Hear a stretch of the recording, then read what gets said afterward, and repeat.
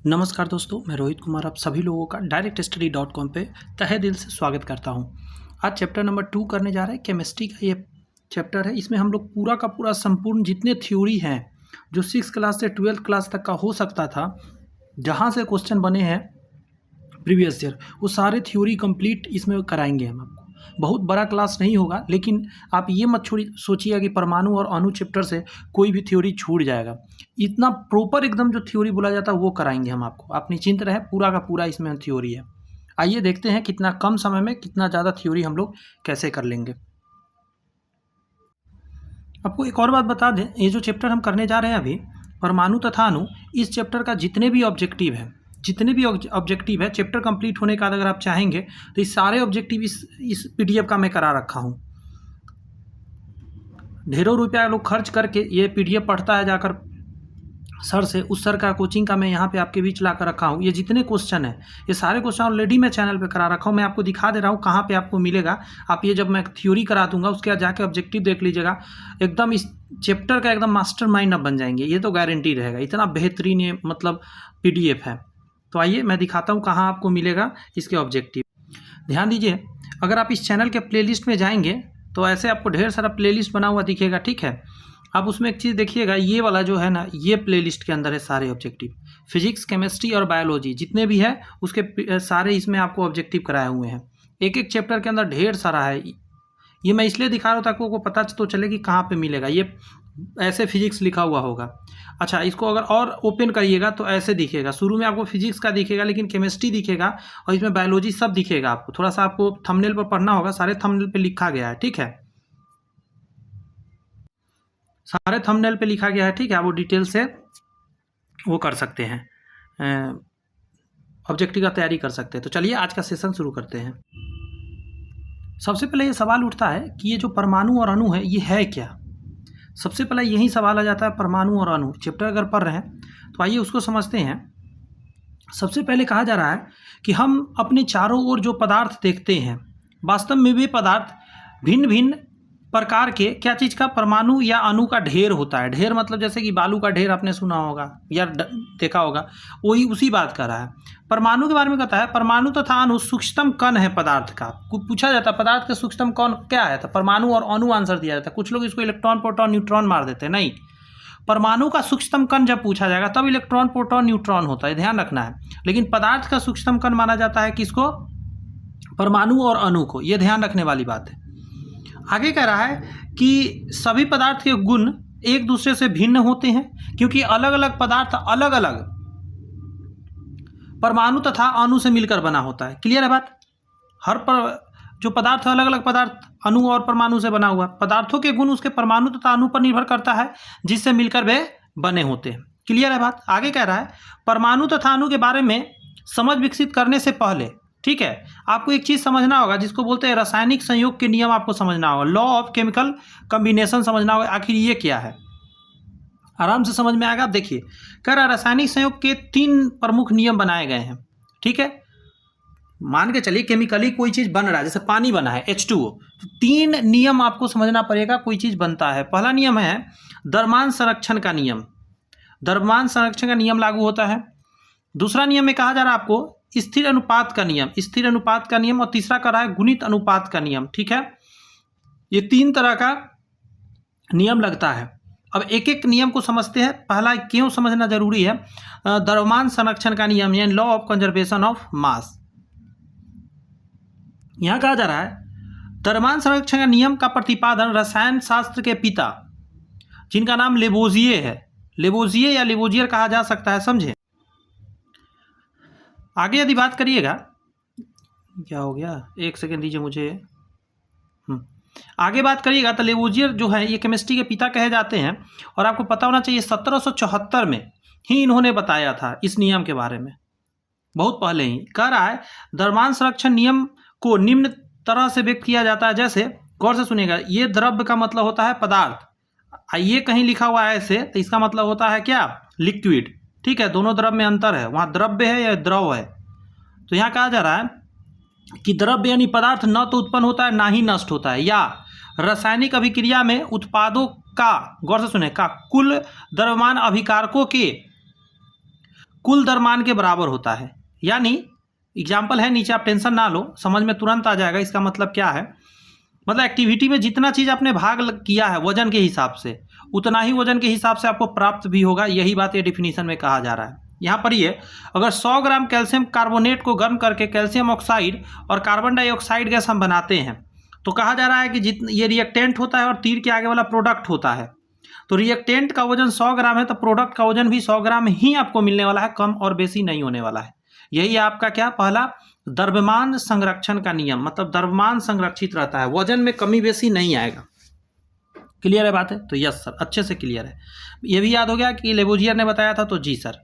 अब आइए एक अगले व्यक्ति की बात करेंगे। इसमें नियम है स्थिर अनुपात का नियम, लॉ ऑफ कांस्टेंट प्रोपोर्शन। क्या है भाई, पढ़ते हैं। इस नियम का प्रतिपादन प्राउस्ट नामक वैज्ञानिक ने 1779 में किया था। 1779 में किया था, ध्यान रखना, प्राउस्ट ने। पिछला जो नियम था आपको याद होगा, ये 1774 में दिया गया था, इसके बाद ये नियम आया था, ये ध्यान रखिएगा बात। इस नियम में कहता है कि स्थिर अनुपात के नियम को निम्न तरीकों से व्यक्त कर सकते हैं, जैसे कि रासायनिक यौगिक मतलब कंपाउंड सदैव समान तत्वों से मिलकर बनते हैं, जो कि इसके द्रव्यमान के निश्चित अनुपात में होते हैं। द्रव्यमान के निश्चित अनुपात में होते हैं, चाहे यौगिक को किसी भी स्रोत से प्राप्त किया जाए या किसी भी विधि से बनाया जाए, लेकिन अगर सेम यौगिक बना है तो उसमें जो द्रव्यमान के निश्चित अनुपात मिलेंगे।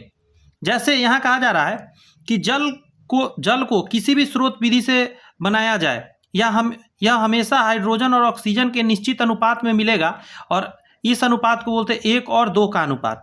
मतलब H2O आप सुने होंगे, ऑक्सीजन 1 पीस और हाइड्रोजन 2 पीस ही होगा, कोई विधि से आप बनाओ, डजंट मैटर। ये अनुपात है, निश्चित अनुपात हो गया।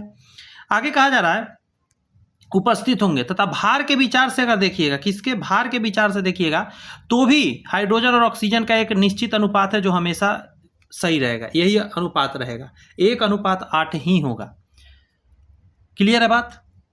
आगे आइए।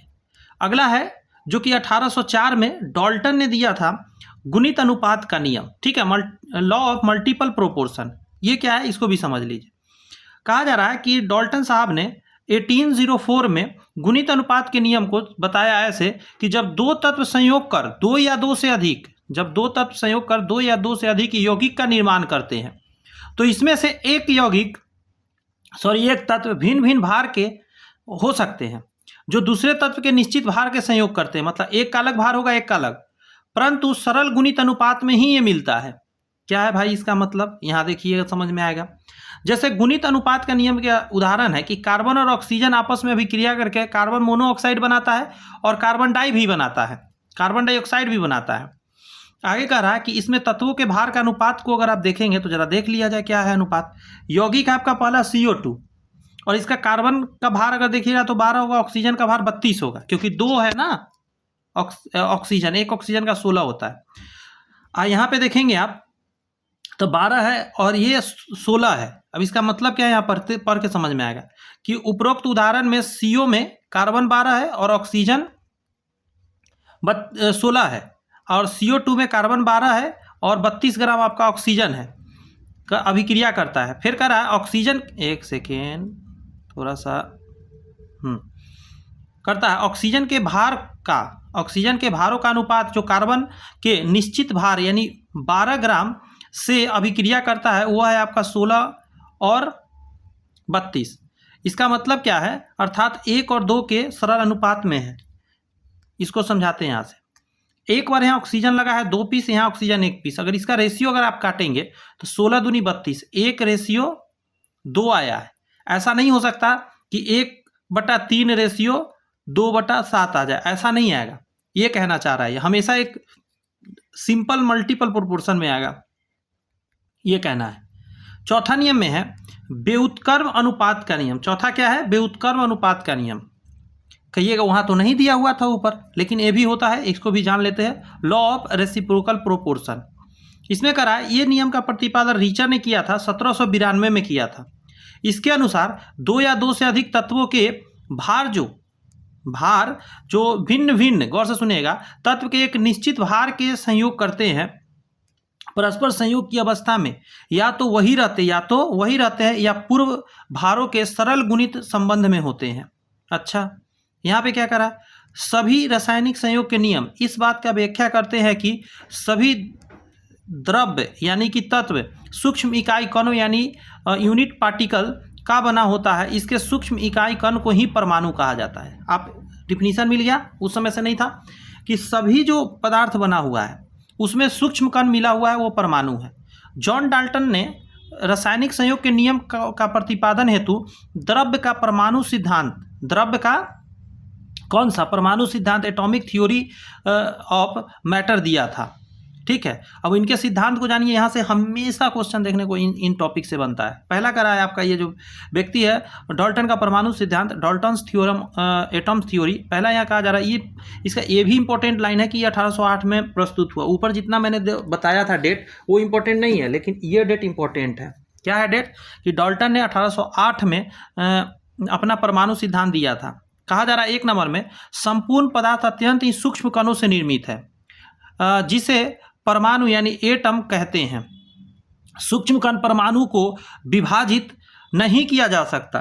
फिर से सुनिए, यहाँ कह रहा है संपूर्ण पदार्थ अत्यंत ही सूक्ष्म कणों से निर्मित है, जिसे परमाणु कहते हैं, और इसको आगे विभाजित नहीं किया जा सकता। उन्होंने कहा था विभाजित नहीं होगा।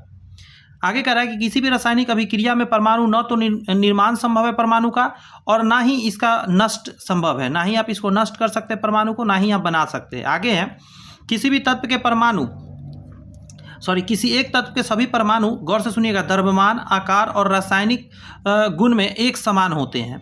तत्व एक ही होना चाहिए। मतलब सोना है तो हम सोना का ही सारे मटेरियल मतलब तत्व आपको लेना है, मतलब परमाणु लेना है। विभिन्न तत्व के परमाणु अलग एक दूसरे के भिन्न होते हैं। परमाणु के अनेक प्रकार के होते हैं। इसके तत्व उतने ही प्रकार के परमाणु है, जितना तत्व उतना परमाणु, यानी कि टोटल 118 तरह का परमाणु है इस पृथ्वी पर, क्योंकि 118 तत्व खोजा गया है, सबका अलग परमाणु है। आगे कह रहा है, रासायनिक अभिक्रिया के दौरान 2 या अधिक तत्वों के परमाणु परस्पर संयुक्त होकर यौगिक का निर्माण कर देता है। आगे कहा जा रहा है, एक ही तत्व के परमाणु दूसरे तत्व के परमाणु से 1 या अधिक अनुपात में संयोग कर 1 से अधिक यौगिक बना सकता है।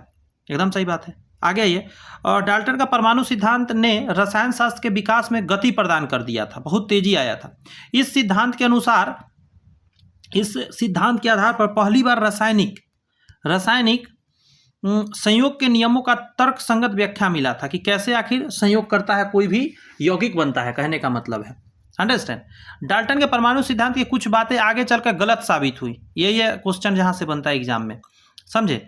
आगे कह रहा है, डाल्टन ने परमाणु सिद्धांत में जो कमियां उजागर किया हुई वही निम्न है। पहला कमी क्या है उनमें, कि डाल्टन के परमाणु सिद्धांत का सबसे बड़ा दोष यही है कि परमाणु अविभाज्य है, जबकि ऐसा है नहीं।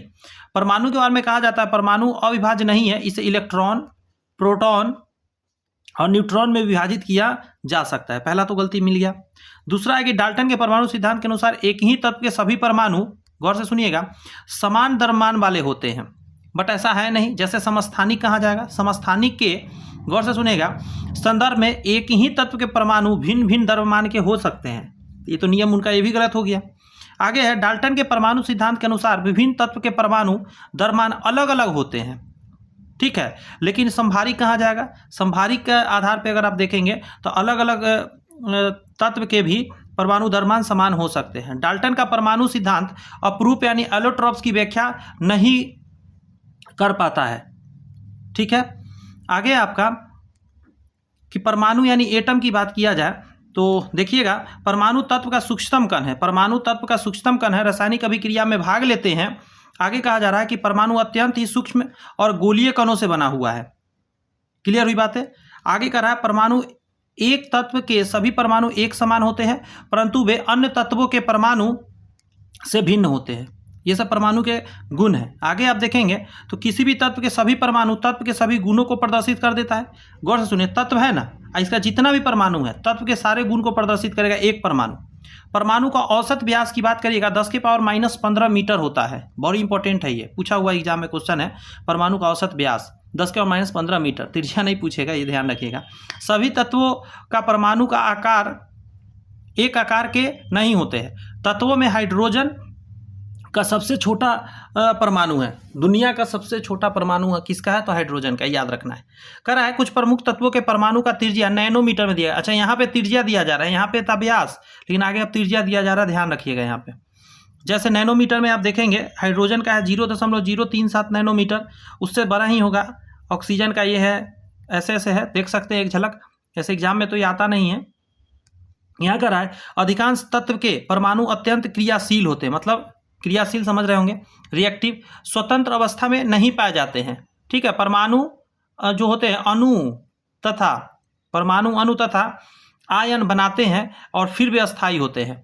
कहने का मतलब है परमाणु हमेशा, परमाणु के कोई भी तत्व है उसका परमाणु हमेशा, जैसे कि आप देखिए आयरन जो होते हैं ना, आयरन छोड़िए, आप बात कीजिए एयू क्या चीज़ का होता है पता है आपको, कोई बताएंगे क्या? ये जो यहाँ लिखा गया है ऊपर में उसी का है। ये क्या लिखा है Mg, ये किसका है? इसका है। तो आपको बता दूं Au जो है ना, स्वतंत्र अवस्था में इसके परमाणु मिल जाएंगे, लेकिन मैग्नीशियम के नहीं मिलेंगे, पता है आपको? ये रिएक्शन करके रहेगा। तो वही बात यहाँ पे बोला है, या तो वो अणु बना के रहेगा, जैसे H अकेले नहीं रहेगा, वो H2 के रूप में रहेगा, O अकेले नहीं रहेगा, O2 के रूप में रहेगा। तो ये है परमाणु, ये अणु हो गया ना, अणु के रूप में रहेगा, या आयन बना के रह सकता है, ये भी ठीक है, आयन भी बना के रहते हैं। अब आयन क्या है, जैसे मान के चलिए कि किसी एक को लेते हैं सोडियम, Na सोडियम है, तो नॉर्मली सोडियम नहीं मिलेगा, लेकिन इसका आयन जब तैयार हो जाएगा, माइनस इस पे लगा दीजिएगा, तब ये स्टेबल हो सकता है। यहाँ पे ध्यान दीजिए। कह रहा है तत्वों का प्रतीक या संकेत, यानी सिंबल्स ऑफ एलिमेंट क्या था, तो कहा जा रहा है कि किसी तत्व का प्रतीक या संकेत की बात करेगा, तत्व के पूर्ण नाम का एक संक्षिप्त रूप होता है, समझे, जिसका कि केमिस्ट्री में हम लोग तत्वों के संकेत के बारे में जानते हैं। संकेत से कह रहा है कि यह किसी विशेष तत्व का प्रदर्शित करता है, तत्व कह रहा है तत्व के परमाणु का व्यक्त करता है, और कह रहा है यह तत्व के एक परमाणु द्रव्यमान का प्रतिनिधित्व भी करता है, मतलब एक तत्व एक परमाणु का कितना द्रव्यमान है वो भी बता देगा, एक परमाणु बताएगा और उसका तत्व के बारे में बताएगा कौन सा तत्व है। यहाँ कह रहा है सर्वप्रथम डाल्टन ने, कौन व्यक्ति ने, डाल्टन ने तत्व को प्रदर्शित करने हेतु संकेतों का प्रयोग किया था। ये इंपॉर्टेंट बात है, संकेतों का प्रयोग किया। डाल्टन का प्रतीक अलग अलग तत्व के लिए अलग अलग उन्होंने दिया था। आगे कह रहा है कि एक परमाणु को प्रदर्शित करता था। जॉन डाल्टन द्वारा दिए गए परमाणु के प्रतीक कुछ इस प्रकार है। ये एग्जाम में एक आया हुआ, हाइड्रोजन एग्जाम में पूछा कि हाइड्रोजन का कैसा सिंबल था डाल्टन वाला, तो इसे आप देख लीजिए एक झलक। यहाँ पे हाइड्रोजन को उन्होंने ऐसा बताया था, कार्बन को इस टाइप के बताया था, ऑक्सीजन को ऐसे बताया था, फॉस्फोरस को ऐसे, सल्फर को ऐसे, आयरन को ये I लिख दिया था, कॉपर को C लिख दिया था, सिल्वर को S लिख दिया था, गोल्ड को G लिख दिया था, लेड को L, मरकरी को ऐसे घड़ी बना दिया था, प्लेटिनम को ऐसे, और सल्फर को डॉक्टर वाला साइन बना दिया था, फॉस्फोरस को ऐसा दिखाया था। ठीक है, इसमें इंपॉर्टेंट हाइड्रोजन का ही है, मेनली पहला नंबर है तो इसलिए याद रखना जरूरी है, और कार्बन का ऐसे हाइड्रोजन का ही आया है एक बार एग्जाम में, ऐसे तो किसी एग्जाम में देखने को मिलता नहीं। यहाँ कह रहा है कि डाल्टन के द्वारा दिए गए तत्वों के प्रतीकों का इस्तेमाल असुविधाजनक था। ठीक है, आगे कहता है इसके बाद बर्जीलियस, कौन, बर्जीलियस ने सुझाव दिया कि तत्व के नाम का पहला अक्षर उसके प्रतीक के रूप में प्रयोग किया जाए। बर्जीलियस के सुझाव के बाद तत्वों का जो वर्तमान में नाम दिया गया है वो यही किया गया, आधुनिक प्रतीक विकास हो गया है। आधुनिक में इसी को बनाया गया बर्जीलियस के द्वारा। कह रहा है तत्वों का आधुनिक प्रतीक नियम के कुछ रूल है। जैसे पहला कहता है तत्वों के अंग्रेजी नाम का प्रथम अक्षर तत्व के प्रतीक के रूप में लिया जाता है। जैसे कि हाइड्रोजन का H ले सकते हैं, कार्बन का C और फास्फोरस का P। पहला तो नियम आपके माइंड में आ गया। अच्छा, कैपिटल लेटर है, ये भी ध्यान रखिएगा। नेक्स्ट कह रहा है जब दो या अधिक तत्व के नाम के प्रथम अक्षर एक ही हो तो ऐसी स्थिति में कह रहा है तत्वों के नाम का प्रथम अक्षर और उसके बाद वाले अक्षर का अन्य प्रधान अक्षर को एक साथ मिलाकर तत्व का संकेत दिया जाता है। ऐसा नहीं कि सेकेंड वाला ही होगा। जैसे बेरियम में Ba, सिलिकन में Si और ब्रोमीन का Br, और बाद वाला स्मॉल और पहला कैपिटल है, ये ध्यान रखना है। नेक्स्ट टॉपिक में कह रहा है कुछ तत्वों के प्रतीक जो है उसके लैटिन नाम से ले लिया गया। कहाँ से? लैटिन नाम के आधार पर। जैसे सोडियम का Na आप देखते होंगे, लेकिन सोडियम का तो S होना चाहिए था, लेकिन सोडियम का नेट्रियम होता है, इसका लैटिन नाम उसी से लिया गया है। कॉपर का क्यूप्रम होता है तो Cu लिया गया, आयरन का फेरम होता है तो Fe लिया गया। क्लियर हुई बातें? कहाँ से आया है ये याद रखना है। यहाँ कह रहा है अणु की बात अब करते हैं। आपने परमाणु की तो बहुत बात किया। तो कहा जा रहा है कि पदार्थ का सूक्ष्मतम कण जो मुक्त अवस्था में रहता है उसे अणु के रूप में हम लोग जानते हैं। अणु का निर्माण दो या दो से अधिक परमाणु के मिलने से हो सकता है। या होता है। आगे कह रहा है सर्वप्रथम एवोगाद्रो ने, ये नाम पर ध्यान रखना है, सर्वप्रथम एवोगाद्रो ने यौगिक के सूक्ष्मतम कणों का अणु कहा था। अणु कहने वाला एवोगाद्रो थे सबसे पहले सूक्ष्मतम कण को। अणुओं का निर्माण समान तत्व के परमाणु या विभिन्न तत्व के परमाणु के संयोग से हो सकता है। आगे कह रहा है अणुओं में उपस्थित जो परमाणु की बात करेंगे एक मजबूत आकर्षण बल के द्वारा बंधा होता है। ऐसा नहीं कि यूं ही होता है, अगर H2 लिखा हुआ कहीं देख लेंगे तो ये एक मजबूत आकर्षण बल आपस में होता है। इस बल को रासायनिक बंधन क्या बोलते हैं? रासायनिक बंधन, केमिकल बॉन्ड कहते हैं हम लोग। ठीक है, आगे है, गौर से सुनिएगा और बताने वाला एवोगाद्रो थे, भी याद रखना है। अणुओं को दो प्रकार बांटा जा सकता है, तत्वों के अणु और यौगिक के अणु। ठीक है, तत्व के अणु और यौगिक के अणु। तत्व के अणु में एक ही प्रकार के परमाणु होते हैं, जबकि यौगिक के अणु में एक से अधिक प्रकार के परमाणु उपस्थित होते हैं। हाइड्रोजन H2 होता है, अमोनिया NH3 होता है, सल्फर S8 होता है, जल H2O होता है। ये अब आप यहाँ देखिएगा, ये है आपका तत्व का, ये है तत्व का, लेकिन ये क्या है? यौगिक का है, ये यौगिक का है, अलग अलग परमाणु के बीच बना है। यहाँ पे गौर से सुनिएगा, किसी पदार्थ के एक अणु में उपस्थित परमाणुओं की संख्या, एक अणु में, कितने अणु में? एक अणु में उपस्थित परमाणुओं की संख्या उसका परमाणुकता कहलाता है। क्या कहलाता है? इसको एटोमोसिटी बोलते हैं। परमाणुकता के आधार पर कई प्रकार के अणु हैं। अणु के प्रकार जैसे एक परमाणुक मतलब मोनो एटॉमिक अणु, मोनो एटॉमिक। बे अणु, गौर से सुनिए, बे अणु जो सिर्फ एक ही परमाणु के बने होते हैं उसको बोलते हैं एक परमाणुक अणु। क्या है मतलब? यहाँ देखिए उदाहरण, सभी अक्रिय गैसें, इनर्ट गैसें एक परमाणुक होते हैं। धातु तत्व जैसे कि आयरन हो गया, कॉपर हो गया, सोडियम हो गया, ये सब भी क्या है? एक परमाणुविक है, हमेशा अकेले रहता है। और कार्बन की परमाणुकता भी एक है। नेक्स्ट है द्विपरमाणु की बात करिएगा, डाई एटॉमिक, जो दो परमाणु के अणु से बना हुआ है। गौर से सुनिए, दो परमाणुओं से बने अणु को द्विपरमाणु बोलते हैं। जैसे कि आप नाइट्रोजन को देखिए N2 होता है, ऑक्सीजन को O2 होता है, हाइड्रोजन को H2 आप देखते हैं। जितने भी हैलोजन तत्व है वो सभी द्विपरमाणुक होते हैं। हैलोजन जानते हैं? क्लोरीन, फ्लोरीन, ब्रोमीन, आयोडीन की बात कर रहा है। Chlorine Cl2, fluorine F2, Cl2, समझे? Chlorine, fluorine, bromine Br2, iodine I2, ये सभी की बात कर दिया। आगे आइए, त्रिपरमाणु की बात करिएगा तो तीन अणु से बना हुआ है, तीन परमाणु से बना हुआ अणु, जैसे कि आपका ओजोन हो गया, जल हो गया, ठीक है, कार्बन डाइऑक्साइड हो गया, ये सभी हो गया। चतुष्परमाणु की अगर बात करिएगा तो जैसे परमाणु P4 हो गया, अमोनिया NH4 हो गया। बहुपरमाणुक में आ जाएगा S8 और मेथेन CH4, ऐसे करके। क्लियर हो गई इतनी बातें? तो जी सर। अब ये क्वेश्चन मन में आ रहा होगा कि परमाणु अणु में अंतर बता देते तो सर तो मजा आ जाता। तो आइए ना देखते हैं difference between atoms and molecules. सबसे पहले कह रहा है परमाणु तत्व का सूक्ष्मतम कण है। परमाणु क्या है? तत्व का सूक्ष्मतम कण है, स्वतंत्र अवस्था में नहीं रहता है, जो स्वतंत्र अवस्था में नहीं रहता है। जबकि अणु जो है पदार्थ का सूक्ष्मतम कण है जो स्वतंत्र अवस्था में रहता है। यही मेन यहाँ पे गेम चेंजिंग हो जाता है कि दोनों का डेफिनेशन में अंतर क्या है। पदार्थ का सूक्ष्मतम कण जो स्वतंत्र अवस्था में रहेगा तो आपको टिक कहाँ लगाना है? अणु में लगाना है। कहाँ पे लगाना है? अणु में टिक लगाना है। लेकिन पदार्थ का सूक्ष्मतम कण जो स्वतंत्र अवस्था में नहीं रहता वो क्या है? परमाणु है। क्लियर है? आगे बढ़ते हैं। लगभग सभी तत्व के परमाणु गोलीय आकृति के होते हैं, जबकि अणु की आकृति अलग अलग हो सकती है। ये डिफरेंस ही सब देख रहे हैं आप। आगे कह रहा है कि परमाणु अत्यंत क्रियाशील होते हैं, अणु क्रियाशील नहीं होते, स्थिर होते हैं, कम क्रियाशील होते हैं। परमाणु में कोई बंधन नहीं होता है, जबकि अणु के में रासायनिक बंधन होता है, केमिकल बॉन्डिंग रहता है। आगे कह रहा है कि परमाणु का विभाजन अन्य परमाणु में नहीं किया जा सकता, लेकिन अणु को आप तोड़ के परमाणु बना सकते हैं। अणु को तोड़ के आप परमाणु निकाल सकते हैं उसमें से, लेकिन अणु को तोड़ के अणु नहीं सोचने लगिएगा। आगे कहा जा रहा है आपको आयन की बात करते हैं। आयंस क्या होता है? इतना देर इन चीजों का बात किया, आयन को भी तो देखो। कह रहा प्रत्येक परमाणु में धन आवेश प्रोटॉन होता है और ऋण आवेश इलेक्ट्रॉन होता है। ये तो जानते ही, ऐसे रहता है, सेंटर में रहता है न्यूट्रॉन और प्रोटॉन, और इलेक्ट्रॉन चक्कर लगाते रहता है। इतनी बात तो जानते हैं। और इसका संख्या बराबर होता है, मतलब कि अगर बात कीजिएगा पॉजिटिव जितना होगा उतना ही निगेटिव होगा, जिसके कारण परमाणु विद्युत की बात करते उदासीन होते हैं। आगे है अगर एक या अधिक इलेक्ट्रॉन परमाणु से निकाल दिया जाए, मतलब परमाणु एक दो बार नहीं पर एक से अधिक इलेक्ट्रॉन परमाणु से निकाल दिया जाए तथा अथवा जोड़ दिया जाए तो कहा जाता है परमाणु आवेशित हो जाता है। और यही आवेशित परमाणु को हम लोग आयन के रूप में जानते हैं। आयन का निर्माण तब होता है जब परमाणु इलेक्ट्रॉन को या तो ग्रहण कर लेता है या इलेक्ट्रॉन त्याग देता है, दोनों कंडीशन में। आयन निर्माण में इलेक्ट्रॉन का ही भूमिका है, प्रोटॉन का नहीं है, क्योंकि प्रोटॉन ना निकलेगा ना जाएगा ना आएगा। आगे कह रहा है कि धन आयन क्या होता है। तो मान जितने भी मेटल्स होते हैं, धातु होते हैं, जैसे यहाँ पे सोडियम दिया गया, एक इलेक्ट्रॉन त्याग देगा तो इसके ऊपर +1 बन जाएगा, इसका मतलब ये धन आयन बना लिया। कैसे ऐसे हुआ? क्योंकि इसमें पॉजिटिव और निगेटिव बराबर था, इसने इलेक्ट्रॉन को गवा दिया, मतलब निगेटिव चला गया, तो इसके ऊपर क्या दिखने लगा? एक प्रोटॉन दिखने लगा। क्लियर है बात?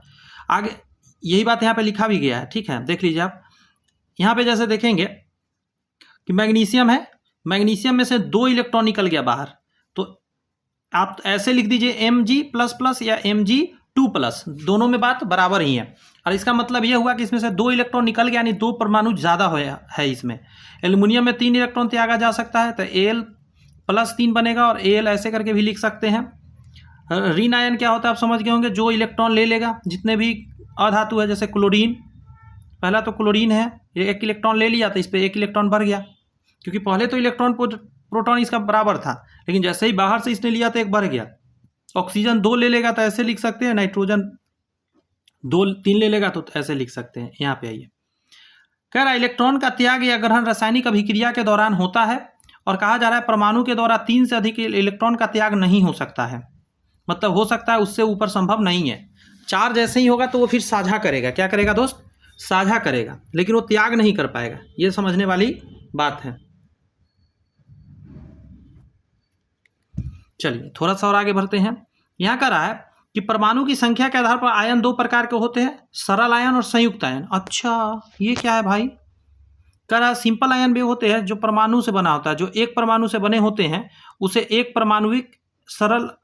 परमाणुविक आयन या सरल आयन के रूप में हम लोग जानते हैं। जैसे आप देख सकते हैं, इसमें सिर्फ सोडियम है, इसमें सिर्फ क्लोरीन है, संख्या कम बेसी हो सकता है, उसे मतलब नहीं। जैसे यहाँ पे देखिए एल्युमिनियम आयन है, इसमें इलेक्ट्रॉन ज़्यादा कम निकल सकता है, उसे कोई दिक्कत नहीं है, लेकिन एक से ज़्यादा कैसे होता है? संयुक्त आयन क्या होता है? कंपाउंड आयंस, जिसमें एक से अधिक परमाणु मौजूद होता है। जैसे देखिए सल्फेट के ऊपर में 2 इलेक्ट्रॉन ये ले रखा है, कहीं से 2 इलेक्ट्रॉन ले रखा है, सल्फर SO4, ये संयुक्त आयन है।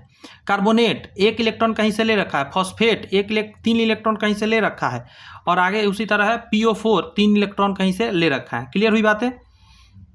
यहाँ पे देखिएगा संयोजकता या वैलेंसी क्या होता है, ये भी शब्द बोर्ड समझ लेते हैं। करा रासायनिक अभिक्रिया में तत्वों के परमाणु अन्य तत्व के परमाणु से किस प्रकार प्रतिक्रिया करेंगे, इसकी जानकारी तत्वों की वैलेंसी संयोजकता से पता चलती है, कि यह साझा करेगा, इलेक्ट्रॉन देने वाला है, इलेक्ट्रॉन लेने वाला है, समझ रहे हैं? इससे वैलेंसी से पता चलता है। प्रारंभ में विभिन्न तत्वों की संयोजकता हाइड्रोजन के सापेक्ष व्यक्त किया जाता है, तथा हाइड्रोजन की संयोजकता का मान 1 लिया गया है। वर्तमान में किसी तत्व की संयोजकता तत्व के परमाणु के बाह्य कक्षा में उपस्थित इलेक्ट्रॉन की संख्या द्वारा निर्धारित की जाती है। कैसे? इसको यहाँ समझिए। जैसे प्रमुख तत्व के संयोजकता, जैसे लिथियम का 1 है, सोडियम का 1 है, पोटेशियम, सिल्वर, ये सभी का 1 दिख रहा है संयोजकता। हाइड्रोजन का 1 है, फ्लोरीन का 1 है, क्लोरीन का 1 है, ब्रोमीन का 1 है। आपको पता है यहाँ इस तरफ में जितना लिखा गया आप देख रहे होंगे, ये सभी धातु है, और इधर जितना लिखा गया इधर अधातु दिख रहा है आपको। यानी ये सारे संयोजकता इसका 1 तो है, लेकिन ये इलेक्ट्रॉन देकर बनाएगा, ये इलेक्ट्रॉन लेकर बनाएगा, ये अंतर है। उसी तरह आगे कुछ और देख लीजिए, जैसे मैग्नीशियम का 2 होता है, कैल्शियम का 2, जिंक का 2, सल्फर का 2, फास्फोरस का 3 होता है। यहाँ पे देखेंगे उसी तरह ब्रोमीन, आयोडीन, ऑक्सीजन का 2 हो गया, सल्फर का 2 हो गया, एल्युमिनियम 2, नाइट्रोजन 2 और कार्बन का 4 होता है संयोजकता। यहाँ पे कहा जा रहा है कुछ तत्व की संयोजकता 1 से अधिक होती है। जैसे पारा की बात करिएगा तो 1 भी संयोजकता है, 2 भी संयोजकता है। क्लियर हो रही है बात? जरूरत के हिसाब से इलेक्ट्रॉन देता है। कॉपर की बात किया तो 1 और 2 हो सकता है। सोना की बात की जाए 1 और 3 हो सकता है। आयरन की बात करिएगा तो 2 और 3 हो सकता है संयोजकता। सल्फर का बात किया 2, 4, 6 कुछ भी ये चेंज करते रहता है। नाइट्रोजन की बात कीजिएगा 3 और 5 हो सकता है। फास्फोरस की बात किया 3 और 5 हो सकता है। समझे? ये है इसका संयोजकता। यहाँ कहा जा रहा है, गौर से सुनिएगा, जो तत्व 1 से अधिक तत्व संयोजकता प्रदर्शित करते हैं उस तत्व, गौर से सुनिएगा, उस तत्व के निरंतर संयोजकता को दर्शाने हेतु तत्व के नाम के अंत में या तो अस लगता है OUS, या तथा उच्च संयोजकता को दर्शाने हेतु निम्न संयोजकता के लिए अस और उच्च संयोजकता के लिए इक। इसका याद रखने का तरीका है, मैं यहाँ पे बताने का कोशिश कर रहा हूँ। जैसे इसको समझिए, जैसे एक फेरस है और एक फेरिक है, समझे। थोड़ा सा जूम ही कर देता हूँ तब समझ में आएगा। देखिए अब जैसे क्या है, फेरस, इसमें ओ यूज लगा लेकिन संयोजकता 2 है, लेकिन फेरिक संयोजकता ज़्यादा है लेकिन आईसी सिर्फ लगा इसमें। तो आपको यही समझना है, संयोजकता ज़्यादा होने पर छोटा 2 अक्षर लगता है, संयोजकता कम होने पर ज़्यादा अक्षर लगता है। संयोजकता कम है तो उसमें ज़्यादा अस वाला लगता है। ये याद रखने का तरीका उल्टा करके याद रखना है। आगे का था संयुक्त आयन कॉम्प्लेक्स की संयोजकता, जैसे नाइट्राइट की बात कीजिएगा -1 होता है, नाइट्रेट की बात करिएगा NO3 होता है, नाइट्राइट, नाइट्रेट। आगे रहा हाइड्रा ऑक्साइड, हाइड्रोजन कार्बोनेट, या इसी को बाई कार्बोनेट भी बोलते हैं, सल्फाइट, यहाँ सल्फाइट है, ये सल्फेट है। सल्फाइट और सल्फेट में अंतर देखिएगा।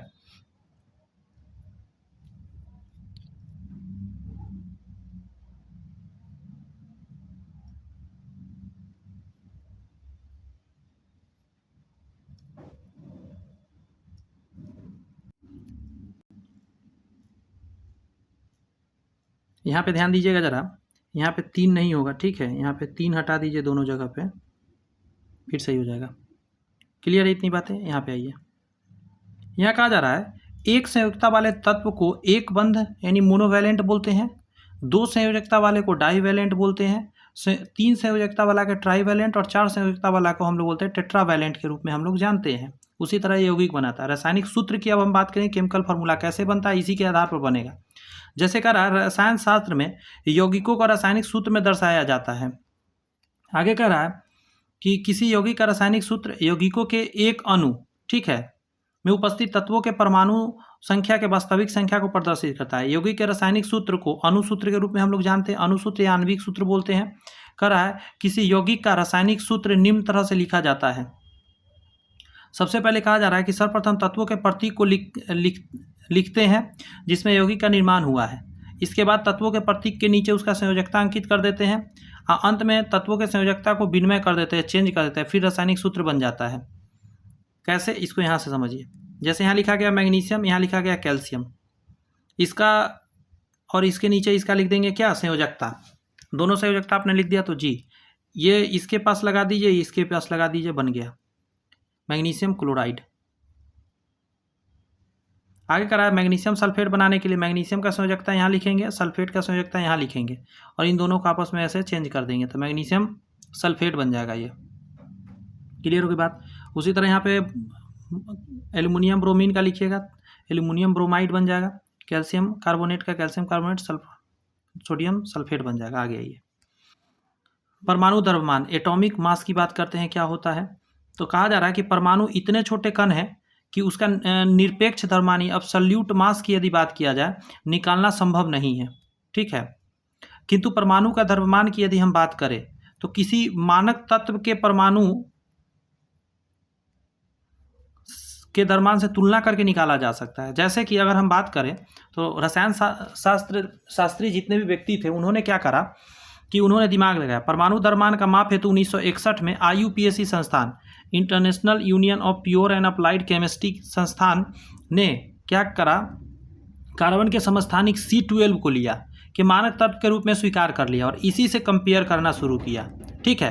कह रहा है कार्बन 12 के परमाणु द्रव्यमान के 12वें भाग को परमाणु द्रव्यमान इकाई मान लिया। पहले कार्बन का द्रव्यमान जितना है उसका 12वां भाग निकाल लिया और उसको 1 मान लिया, उसको एटॉमिक मास यूनिट AMU माना, ठीक है। आगे कह रहा है कि कार्बन 12 के परमाणु के आधार पर परमाणु द्रव्यमान को निम्न रूपों में व्यक्त किया जाता है। जैसे कि बात करिएगा, पहला, किसी तत्व का परमाणु द्रव्यमान वह द्रव्य संख्या है जो बताता है कि तत्व के एक परमाणु कार्बन 12 के परमाणु के द्रव्यमान के 12वें भाग से कितना गुना भारी है। जैसे अगर किसी तत्व का परमाणु द्रव्यमान 23 है, इसका अर्थ क्या हुआ कि इस तत्व का जो एक परमाणु जो है कार्बन के 12 परमाणु के से ऐसे है 23/12 गुना भारी है, समझे।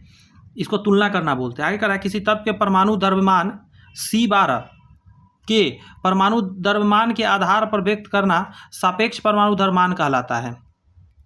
जैसे यहाँ पे देखेंगे कार्बन 12 के परमाणु द्रव्यमान 12 AMU मान लिया गया है, तो 1 AMU बराबर क्या हो जाएगा, कार्बन 12 के परमाणु द्रव्यमान बटा 12। इसको जब निकालिएगा तो 1.9926 गुने 10 की पावर -23 ग्राम और बटा के नीचे 12 आ जाएगा, यानी 1 AMU बराबर निकल के आ जाएगा 1.6605 गुने 10 की पावर -24 ग्राम। और आपको पता होना चाहिए किसी तत्व के परमाणु द्रव्यमान है इतने गुना करके उस तत्व के परमाणु का वास्तविक या निरपेक्ष द्रव्यमान आप चाहें तो निकाल सकते हैं। जैसे यहाँ पे बात करें ऑक्सीजन का परमाणु द्रव्यमान 16 AMU है, आपको एग्जैक्ट जानना है, समझे। अतः ऑक्सीजन के एक परमाणु का निरपेक्ष द्रव्यमान अगर आपको जानना चाहते हैं तो कुछ नहीं करना है, आपको बस इतना से गुना करना है। 16 गुने 1.6605 गुने 10 की पावर -24 ग्राम होता है। आगे कहा है प्रमुख तत्व का परमाणु द्रव्यमान या सापेक्ष परमाणु द्रव्यमान को देखिए, जो कि याद रखना मतलब सही रहेगा, आपको आगे न्यूमेरिकल सीधा बनाने में ठीक रहता है। हाइड्रोजन का 1 AMU होता है, कार्बन का 12 AMU, एल्युमिनियम का 27 AMU, आयरन का होता है 56, ऑक्सीजन का 16, ऑक्सीजन का खूब यूज होता है, कॉपर का 63.5, मैग्नीशियम का 24 और सिल्वर का 107.87। उसी तरह अगर बात करें सल्फर का 32, फास्फोरस का 31, पोटेशियम का अगर बात करें 39, नाइट्रोजन का 12 होता है, कैल्शियम का 40 होता है, क्लोरीन का 35.5 होता है, सोडियम का 23 होता है, गोल्ड का 196.97 होता है। थोड़ा इसको देखना है। जब तत्व के परमाणु द्रव्यमान को ग्राम में व्यक्त कर देते हैं तो उसको हम लोग ग्राम परमाणु द्रव्यमान कह देते हैं। उसका नाम क्या हो जाता है, ग्राम परमाणु द्रव्यमान। कहता है ग्राम परमाणु द्रव्यमान जो है ग्राम परमाणु भी कहा जाता है, बीच में से परमाणु हटा दिया जाता है, द्रव्यमान हटा दिया जाता है, ग्राम परमाणु भी कह देते हैं। जैसे ऑक्सीजन का परमाणु द्रव्यमान 16 AMU है, ऑक्सीजन का ग्राम परमाणु द्रव्यमान 10 ग्राम है, ऑक्सीजन का ग्राम परमाणु द्रव्यमान 10 ग्राम। तो सोडियम का परमाणु द्रव्यमान 23 AMU है, सोडियम का ग्राम परमाणु द्रव्यमान 23 AMU है, ऐसे करके लिख सकते हैं आप। और यहाँ मिस प्रिंट है, समझे, यहाँ पे हो जाएगा 16 ग्राम होगा, ठीक है। यहाँ पे वही तो मैं सोचूं 10 कैसे हो गया, 16 ग्राम होगा, मिस प्रिंट है यहाँ पे। आगे आपका अगर किसी तत्व का ग्राम परमाणु द्रव्यमान पता है तो उसका परमाणु संख्या निकाला जा सकता है। कैसे निकलेगा परमाणु संख्या, मतलब ग्राम परमाणु संख्या निकाला जा सकता है, सो कह रहे हैं। तो ग्राम परमाणु संख्या निकालने के लिए सबसे ऊपर में क्या डालिए, तत्व का ग्राम में द्रव्यमान और नीचे तत्व का परमाणु द्रव्यमान डाल के अब उसका आप निकाल सकते हैं क्या, ग्राम परमाणु संख्या। यहाँ का आणविक द्रव्यमान क्या होता है, मॉलिक्यूलर मास। तो किसी तत्व में उपस्थित सभी परमाणुओं के गौर से सभी परमाणुओं के परमाणु द्रव्यमान के योग को हम लोग आणविक द्रव्यमान कहते हैं। और आणविक द्रव्यमान को अगर हम बात करें तो सूत्र द्रव्यमान भी कहा जाता है। जैसे जल की बात करिएगा, आणविक द्रव्यमान जो होगा 2 गुने हाइड्रोजन के द्रव्यमान और 1 गुने ऑक्सीजन के द्रव्यमान। तो हाइड्रोजन का 1 होता है, 2 है तो 2 हो जाएगा, 2 गुने 1, और 16 होता है ऑक्सीजन का, तो 1 गुने 16, तो टोटल 18 AMU आ जाएगा जल का आणविक द्रव्यमान। उस तरह का CO2 का निकालना है तो हम 12 जानते हैं, इसका जानते हैं 16, तो 2 पीस है ना ऑक्सीजन, तो 2 से गुना, तो 16 दूनी 32 और 12 जोड़ेंगे 44 आ जाएगा। समझ में आ रहा है, ये सब क्वेश्चन एग्जाम में आया हुआ है इस टाइप के। करा जब आणविक द्रव्यमान का ग्राम में व्यक्त किया जाता है तो उसे ग्राम में कह देते हैं। जैसे इसका हम जानते हैं 18 AMU होता है ना, ग्राम लगा दीजिए। कार्बन डाइऑक्साइड का हम जानते हैं कितना होता है, 44 AMU, इसमें हम ग्राम लगा देंगे, इतना ही चेंज करना है। क्लियर है बात। अब आइए मोल अवधारणा क्या होता है उसको समझिए। मोल कॉन्सेप्ट बहुत आसान है, कुछ भी भारी नहीं है, बस समझाने वाला और समझने वाला बच्चा होना चाहिए। करा मोल एक लैटिन शब्द है जिसका अर्थ होता है ढेर या अंबार, ठीक है। मोल के बारे में कहता है कि मोल परमाणु या अणु के द्रव्यमान तथा परमाणुओं की संख्या के बीच एक कड़ी माना जाता है। मोल किसी पदार्थ की वह मात्रा है जिसमें मूल कणों यानी परमाणु, अणु और आयन की संख्या के बारे में कहा जा रहा है कि उतनी होती है जितनी कि कार्बन 12 के ठीक 12 ग्राम में उसके परमाणु की संख्या होती है। C12 के 12 ग्राम में कुल परमाणु की संख्या जो होता है उसको हम लोग बोलते हैं 6.022 गुने 10 की पावर 23 होता है। अब इसी को हम लोग एवोगाद्रो नंबर भी बोलते हैं, आगे भी आपको पता चलेगा। देखिए 6.022 इंटू 10 की पावर 23 कण परमाणु या अणु या आयन में समूह पदार्थ का एक मोल कहलाता है। 6.022 इंटू 10 के बाद 23 की संख्या जो एक मोल को प्रदर्शित करता है, इसी को हम लोग क्या बोलते हैं, एवोगाद्रो संख्या बोलते हैं। तो ये संख्या थोड़ा सा याद रखना है, पूछा हुआ है एग्जाम में। अब इसका मतलब क्या है, गौर से सुनिएगा। जैसे परमाणु का एक मोल होगा तो इसमें परमाणु लिखना होगा 6.022 इंटू 10 के बाद 23 परमाणु। अणु का एक मोल होगा तो यहाँ अणु लिखना पड़ेगा 6.022 इंटू 10 के बाद 23 अणु। आयन का एक मोल लिखना है तो 6.022 गुने 10 के बाद 23 आयन लिखेंगे। किसी पदार्थ का एक मोल लिखना होगा तो बस उसका कण लिख देंगे आगे समझे। किसी तत्व के 1 मोल के द्रव्यमान को उसके परमाणु द्रव्यमान या ग्राम परमाणु द्रव्यमान के बीच ग्राम परमाणु द्रव्यमान के बराबर होता है। यहाँ समझिए, उदाहरण समझिएगा, आराम से समझिए। 1 मोल नाइट्रोजन का द्रव्यमान यदि बात करिएगा तो 14 ग्राम होता है। नाइट्रोजन के 6.022 गुने 10⁻23 परमाणु का द्रव्यमान अगर बात किया तो 14 ग्राम हो जाएगा। 1 मोल पोटेशियम का द्रव्यमान होता है 39 ग्राम, अगर इतना परमाणु का बात कीजिएगा तो 39 हो जाएगा। यानी कि मोल में कण होता है उतना, समझे। 1 मोल के अंदर इतना टोटल परमाणु होता है, तो 1 मोल का अगर इतना है तो इतना कण का कितना होगा, 39 होगा। ऐसे करके यहाँ कर रहा है किसी पदार्थ के अणु में 1 मोल का द्रव्यमान उससे ग्राम आणविक द्रव्यमान या आणविक द्रव्यमान के बराबर होता है। जैसे यहाँ देखिएगा, जल है, 1 मोल का द्रव्यमान अगर है 18 ग्राम, तो आप जल के इतना अगर अणु का बात करिएगा, अणु क्यों करिएगा, क्योंकि ये यौगिक आ गया, यौगिक का परमाणु तो नहीं बोल सकते ना, पिछला में परमाणु आप बोल रहे थे, यहाँ पे अणु कहिएगा, अणु में इतना ग्राम हो जाएगा। जैसे ये क्या है, कार्बन कैल्शियम कार्बोनेट, इसका 1 मोल है 100 ग्राम, तो अगर इसका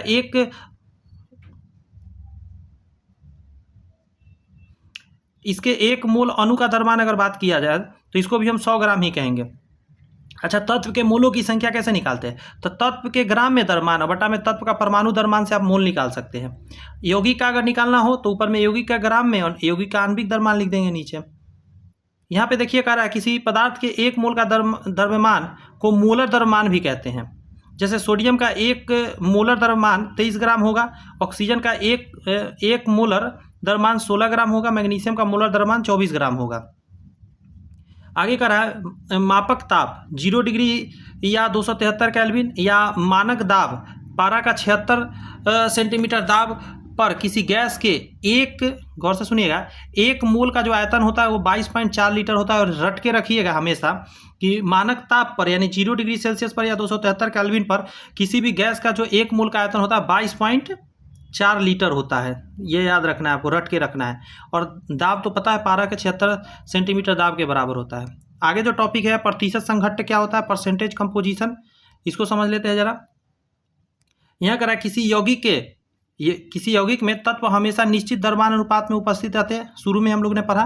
तो कहा जा रहा है कि यदि यौगिक का आणविक सूत्र ज्ञात हो तो उसके, गौर से सुनिएगा, उसके किसी भी अवयवी तत्व का यौगिक में प्रतिशत जो द्रव्यमान है निकाला जा सकता है। एक क्वेश्चन से समझ में आएगा। यहाँ क्वेश्चन है कि कार्बन डाइऑक्साइड में कार्बन और ऑक्सीजन का प्रतिशत मात्रा निकाल कर बताइए। तो कार्बन का परमाणु द्रव्यमान पहले निकालिए, तो 12 mu होता है, ऑक्सीजन का 16 mu हम लोग जानते हैं, CO2 का आणविक द्रव्यमान 44 mu है। आपको निकालना है तो बड़ा आसानी से निकाल लीजिएगा। 1 ग्राम CO2 का निकालना है ना, तो आप ऊपर कार्बन का निकालना है तो कार्बन का ऊपर डालिए, टोटल नीचे डालिए, निकल गया, गुने 100 कर दीजिएगा, परसेंट में आपका आ जाएगा। उसी तरह जिसका भी निकालना हो आप निकाल सकते हैं। जैसे ऑक्सीजन का निकालना है तो ऊपर 32 डालिए, नीचे 44 गुने 100, परसेंट में आ गया। जल का भी आप निकाल सकते हैं, आप निकाल लीजिएगा इसको जरा। यहाँ पे कितना देर लगा, 42 मिनट के अंदर टोटल दोस्त थ्योरी मैंने कंप्लीट आपके बीच रखा। ये चैप्टर का एकदम प्रॉपर थ्योरी है, आपको रिवीजन करने के लिए बेस्ट। अब आप क्या करो, अगर आपके पास समय है तो आप इस वाला वीडियो को देखो, जितने भी क्वेश्चन है, ये सारे क्वेश्चन ऑलरेडी मैं आपको करा रखा हूँ, ठीक है। अब कहीं कहाँ मिलेगा तो मैंने आपको शुरू में बता दिया है, वीडियो के स्टार्टिंग में, वहीं पे जाके आप देख सकते हैं। टोटल 100 क्वेश्चन है और काफ़ी है इस चैप्टर को कंप्लीट करने के लिए 100 क्वेश्चन थ्योरी के बाद। तो all the best, bye bye, thank you. आगे का जो चैप्टर है बहुत अच्छा चैप्टर है, तो आप चैनल सब्सक्राइब कर बेल आइकन प्रेस कर लीजिए ताकि ये वीडियो अपलोड हो तो ये भी आपको मिल जाए। परमाणु की संरचना की बात करेंगे और देख सकते हैं सारे थ्योरी इसी तरह मैं आपके बीच रखूँगा, हर एक पॉइंट आपका रिवीजन करवाऊँगा। All the best, bye bye, thank you.